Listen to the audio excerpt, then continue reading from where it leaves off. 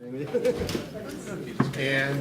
we're excited to bring back, as John had highlighted in the last panel, there were several questions that came up and parts of the conversation that we wanted to transition now into his sector perspective. John Kobara, again, is the Executive Vice President of the California Community Foundation and has been a longtime leader, as you just heard in this last panel, on philanthropy's role in not only bringing together, but holding accountable cross-sector leadership and that approach to public policy problem solving. And so again, as we look towards the end of the agenda today, John is going to be giving us his sector perspective from philanthropy.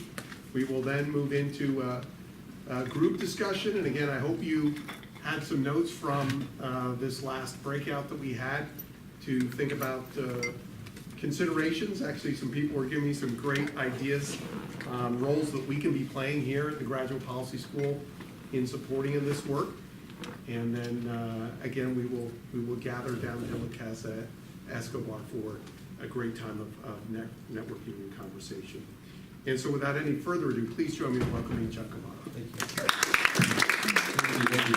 I'm going to take a page out of Jonathan's book and sit here and have a little bit of a conversation. I have not quite the stream of consciousness of Jonathan, but want to just give you a little bit of context and talk about the P word. The P word is, it's a $25 word, and it's, if you want to Google what is philanthropy, there's I think a Minnesota video where they go on the streets and they say, what's philanthropy? And nobody knows. They think it's a disease, they think it's drawing blood, they think it's something illegal. So people don't understand that word. We talk about it here, but it's, I want to kind of give you a little bit of a background about that word and about how we view it.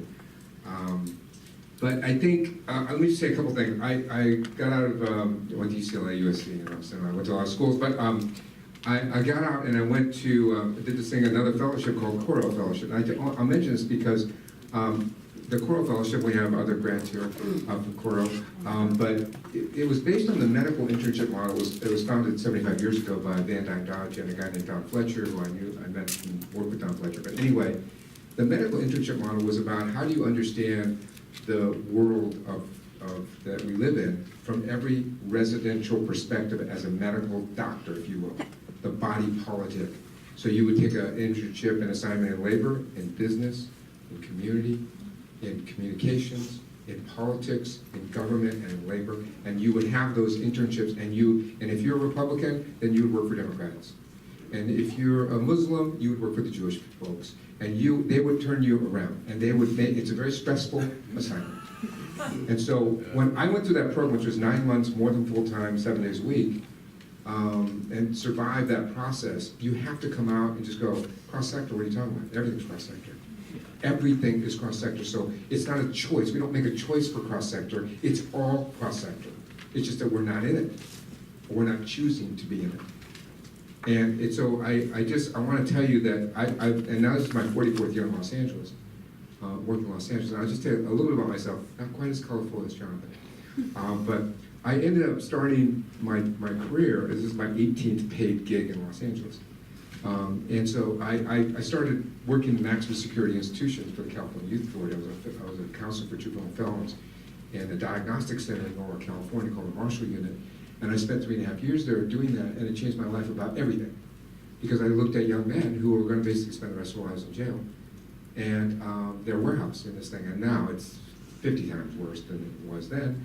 But the failure of everything, and it was a cross-sector failure when we looked at the warehousing of youth. And I came out of that, and none of this will make any sense. I got my master's degree because that's what you do when you don't know what you want to do, and that's what I did. And then I got recruited to go to a startup to help start a cable television company, which makes no sense. But because I was a cross-sector person, that's why they recruited me, because we also had to go lobby government to get franchises for the cable television business, and then operate those systems in a government environment, in a regulated environment. I left there, and again, skipping some things, I ended up working at UCLA a few years after the UCLA Foundation was formed. And they said they anticipated they were going to have to raise money because they're going to cut government funding. Chancellor Young, who hired me, who was there for 29 years, was an amazing person. said, hey, John, help me figure it out. And so I worked there for 10 years through one of the most challenging periods of time of public education when the California Master Plan was guaranteed no-fee tuition for UC and CSUs in 1964, was totally obliterated. And UCLA has to raise $500 million a year just to stay even. And that's what private universities raise. So I worked there for 10 years. I was vice chancellor at UCLA. I went there and do another startup and started an online education company when there was no online education. And I had to figure out how to partner with universities because they had all the credits.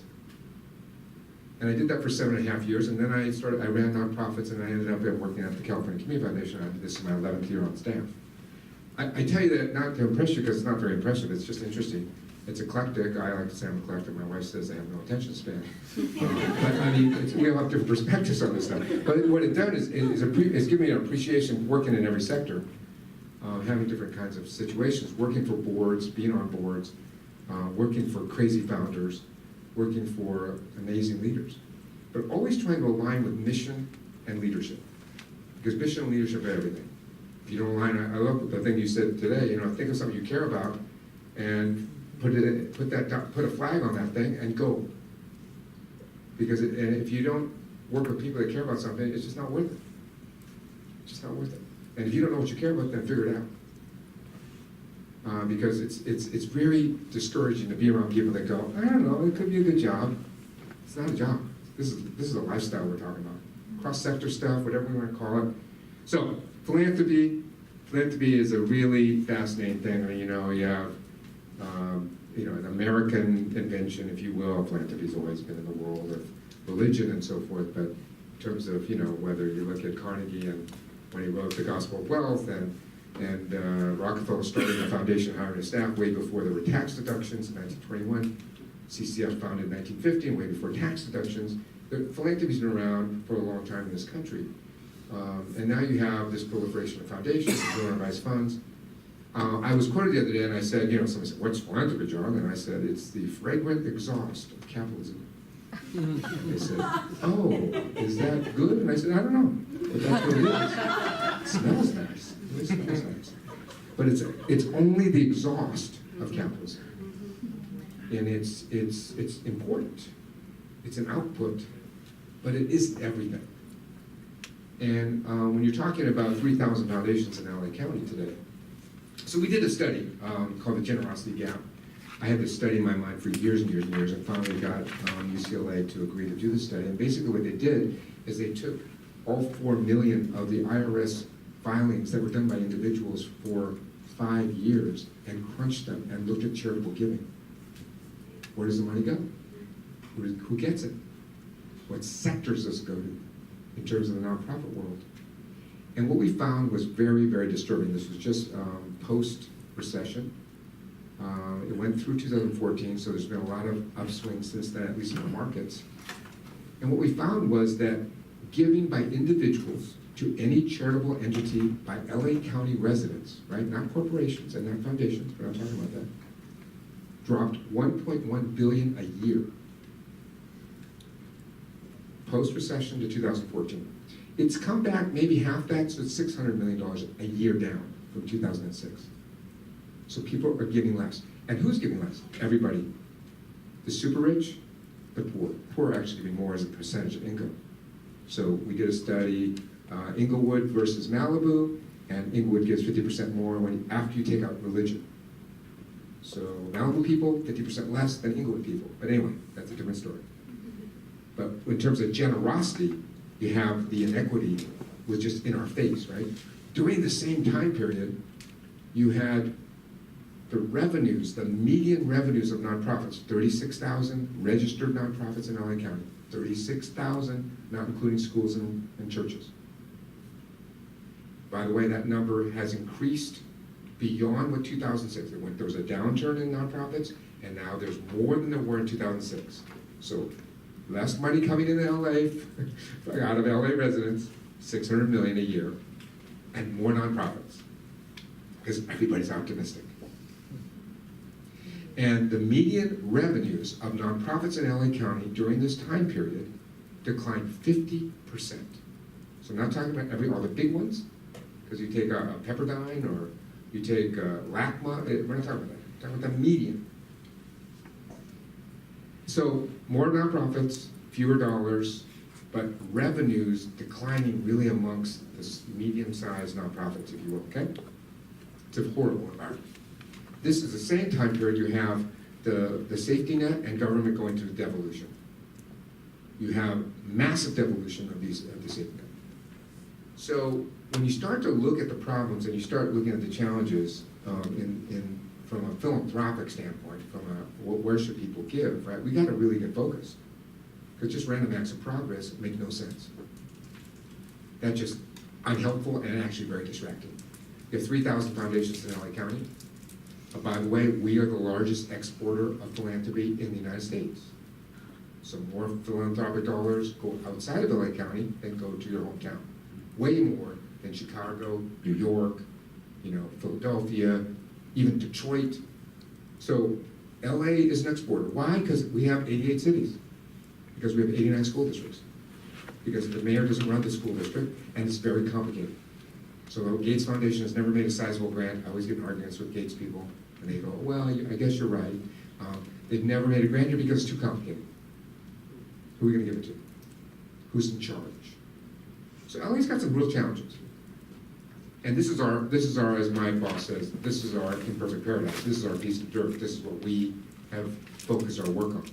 And one of the things we're doing is trying to attract big donors and big funders to LA. So we have this thing called LA in Sync, which is funded by 15 funders, to create a narrative and attract funders to LA, to win federal grants and to win the big bucks out there. So LA in Sync has generated about $250 million in new money to LA County. But what most has happened is when we go to Kresge in Detroit, or we go to Rockefeller, New York, and we pitch them, they go, no one's ever talked to us about LA. We always wanted to go in LA. So how do we build, again, this is a cross-sector conversation. This is trying to build geographic diversity in our giving. It's very challenging, to be perfectly frank. So let me just move to what we're doing now, just giving you snippets. We have 4 pillars that we have. We are involved with everything, because LA is everything. We're in four areas. Education, for obvious reasons. But when you already know that only 12% of 9th graders that start in every public school in LA County, so I'm not talking about low income, and I'm not talking about students of color and all the other challenges, and students with disabilities. I'm talking about every student, 9th grader. Only 12% of those 9th graders will get a college degree within 6 years of graduation after high school. So we're not getting college graduates in the current system for all students. And that goes down to 5% and 1% if you started to disaggregate. We don't have time to go into that. So one of the things we did with our scholarship program, because we're the largest nonprofit scholarship provider in the county today for low-income students. And we said, we're not going to give access scholarships anymore. We did this 9 years ago. Because access scholarships, we did a study that shows that access scholarships, meaning first 2 years, give a couple $1,000s, right, is actually more damaging to those students than not giving any money at all. Those students start college, they quit, they get in debt, and they have no degree. And you can actually go on a map and look at how many of those students are, and it's crazy. It is a crazy thing about where student debt is that surpassed credit card debt in 2006, and is going to surpass mortgage equity debt in 2012. It is the single largest debt beside mortgages in this country, and is preventing everybody from having a future. Don't have time to talk about that. We decided to take on the hardest problem we thought that we could, which is African American men, boys in South LA between 12 and 18 years old that have been in the probation system. How do we help them? This is one of the most challenging things, and it is a cross-sector project because it is not only multi-funder, it was dealing with the county probation system, it's working with the school system, it's working with a variety of entities to try to understand. We have 850 young men that have gone through this program. 89.5% have not reoffended, which is a really good thing, and 79% are stayed and had high attendance in school, which is really good. But the best thing was 100% of the students that were going to graduate in 2017 graduated from high school. So the ones that were in school, 100% will graduate from high school. It's a great story. It's a tiny little model that we have to start to understand how we replicate this model. Healthcare. Don't have time. Heard about public health from Cindy. the clinic issues, the challenges. I'm the chair of the MLK Community Hospital in South LA Foundation, and the challenges we're facing where they have a 1,300 doctor shortage in the footprint of the hospital, so there's 1,300 fewer doctors than it would be in a regular place, then you have real serious challenges. So how do you think about the CBOs? How do you think about the county? Well, we're working with the county, we're working with the city, in trying to get funding to regions of the county that are real hotspots, that don't have urgent care, that don't have high uninsured. So you have to really start thinking about the ground level truth of what these things are. It's caused us to really rethink our philanthropic efforts in healthcare. Housing. It's unaffordable. We don't talk about housing. We talked about Triple H and H. We talked about what we tried to do. But one of the things we're trying to do right now is as Pete was talking about, is hold the county and the city accountable for the money and expediting the processes of approving permits in this process. Because if we don't get to that, I'm not talking about overcoming CEQA, I'm not talking about that. That's a different issue. I'm talking about getting this fast-tracked. Because if we don't get people off the street, now here's the thing that's really scary. 53,000 counted in the census last year on the streets, crazy number, biggest number in the country, embarrassing number. But when you ask the county how many people received homelessness services last year, unique individuals, it was 175,000. And when you go upstream, because what you have to do is go up in the rivers. You have to go upstream in these rivers. And you say, how many people are spending 90% of their income on rental, on their housing right now? It's about 600,000. 600,000 people. 600,000, 175, 53,000. There is a stream of humanity coming down. And that stream of humanity is not just, people that were substance abusers or people with mental health issues, that they're veterans. It's extremely diverse. There's some big components and chunks of it, but if you don't understand the history and flow of those tributaries to the river, then there's no way you're gonna solve this problem. So you gotta go way upstream, in addition to going downstream. We gotta get shelters, we gotta get people off the streets, we gotta transition them, we gotta triage them. All that, we have the coordinated entry program, don't have time. It's complicated. And we're in the middle of all those things. And lastly, we're in immigration, maybe the most complicated one of all, because we don't have a country that wants to adopt and understand immigrants right now. We're an anti-immigrant country right now. I'm not making a comment about Washington or anything else. We don't have a comprehensive immigration reform. This county right now has 795,000 legal permanent residents that have not applied for citizenship. LA County, it's the most of 35 states. It's one of the biggest populations in the country. So you have almost 800,000 people who could be more contributing citizens if they would apply for citizenship. Why don't they? Very complicated. It's not just people from Mexico. It's a very diverse group of people that have been here for many decades. We are holding workshops. We've held and sponsored and been a part of 1,200 workshops to understand what the complexity is. We brought together all the Spanish language, talked about the cross-sector. We have all the Spanish language entities, all for-profit and non-profit, but mostly for-profit. They've never been in the same room before at the same time. I'm talking about broadcast, print, radio, and social media in the same room. And we said to them, we're just a little foundation. If you guys can agree on a campaign, your campaign, we have nothing to say about it, that's going to educate people about what their rights and privileges and benefits of citizenship is, then we're going to pay for that campaign, and we're going to pay you to do it. We're not buying advertising. We're buying a commitment by your stations and your companies to start to articulate and communicate to the greater population about what the rights and benefits and privileges of being an American citizen is. I mean, that's a pretty good one. They all went in. We went to the Asian language. They all went in.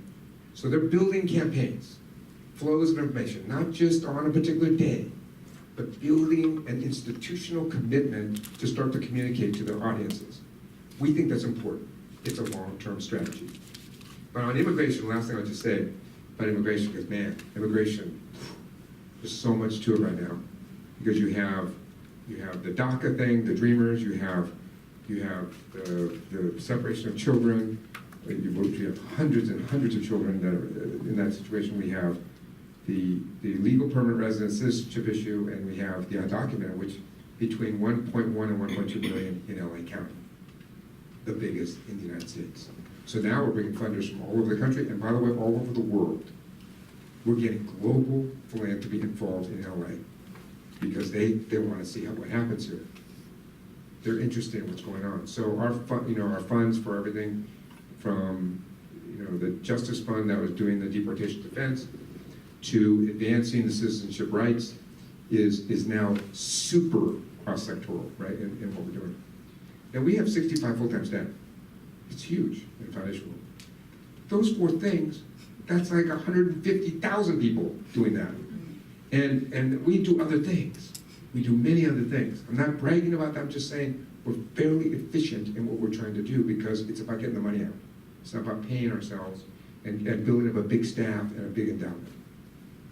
And one of the things that, Antonia Hernandez, who runs this foundation, is the president, my boss, is not only is she super cheap, but she is also so grounded in community that we hold ourselves accountable to that every single day. So let me just end with a couple things, and if we have time, maybe we can take some questions.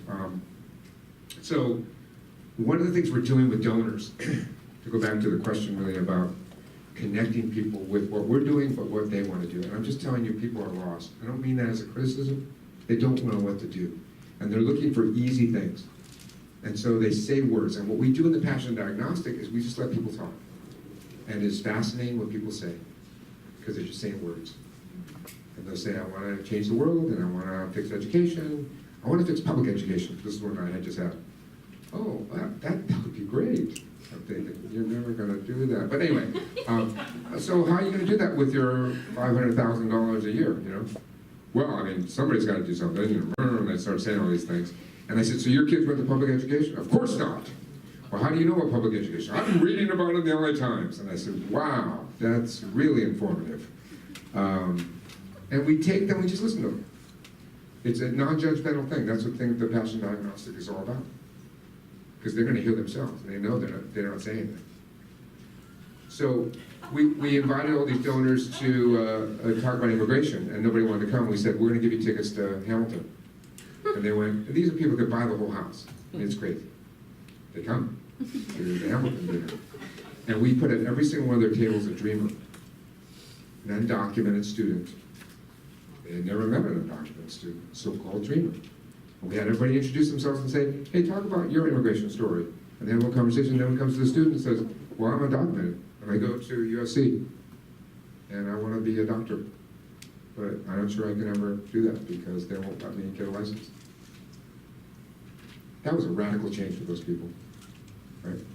The Bloomer thing I was telling you about, which is the African American young men, or Bloom, we paired people at tables with African American young men in South LA. They had 200 people show up to this event and have a conversation with an African American young man who's been in the probation system and is struggling to get to the next level. Until we start making these connections, we could talk about all kinds of things. We're not going to get people to the next level. Are we okay on time? Okay. Huh? We gotta wrap. We gotta wrap. Okay. So 2 last things. Brian Stevenson. If you don't know who Brian Stevenson is, write his name down and follow him, and then embrace him because he's the most important person in this country right now, in my opinion. Brian Stevenson is at Montgomery, Alabama. He's the one who opened the Legacy Museum about the history of lynching. I spent 5.5 days at a conference with him and the whole team. He is revolutionizing what's going on in terms of trying to change perspectives, not only in the subject matter, but in his methodology. And his methodology is this, and I've changed it in the way I talk about it, but basically is, you gotta do 4 things. You gotta get proximate to the issue, and you gotta get down to the ground level, which is going to make you uncomfortable, which is going to change the narrative that's in your mind, the story that you told yourself, and that's going to give you hope, because once you understand reality, you can get to the next level. Last thing. So one of my favorite things, and when I did the Post blog on this, it was a very for me, it was a big blog for me, was I talked about Smurf philanthropy, S-M-I-R-F, Smurf, not the blue guys, Smurf. Smurf stands for, basically it's an all-in strategy. And one of the things we're trying to teach philanthropists, and we're doing it ourselves and trying to model it, is we're going all in. And SMURF stands for social, you bring your social network to this whole thing. That means everybody you know, you're bringing to the party about change. M stands for moral leadership. This is about where we stand. It's not about what we want to do and how we feel. It's about taking a stand. Moral leadership. I is intellectual resources. We're going to do research and facts and data. That's what we're going to do. We're going to have evidence-based processing of what we're going to do. The R is reputation. We're putting our reputations on the line as a part of this process. And F is the money, because the money's always last. We need money, but there's not enough of it. But if we don't have the other things, we can't have effective philanthropy. Thank you very much.